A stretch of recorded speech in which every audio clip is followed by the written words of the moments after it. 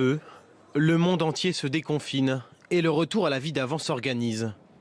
La France rouvre même ses frontières. D'abord en Europe, puis hors de l'espace Schengen à partir du 1er juillet, de manière progressive.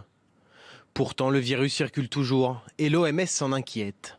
Le monde est dans une nouvelle phase dangereuse. Les pays ont hâte de reprendre l'activité de leur société et leur économie.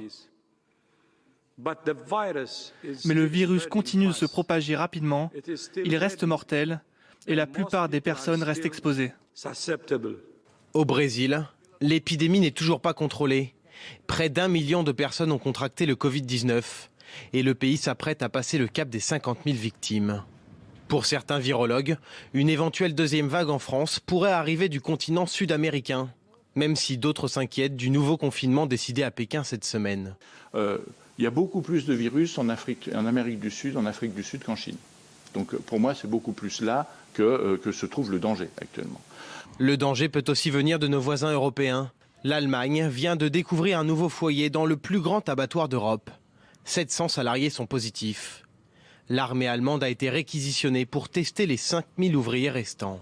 En Italie, pays d'Europe le plus touché par le coronavirus, les autorités sanitaires rappellent la population à la prudence. Dans certaines régions du pays, le nombre d'infections reste important. La France surveille donc de manière attentive la circulation du virus, sur et en dehors de son territoire.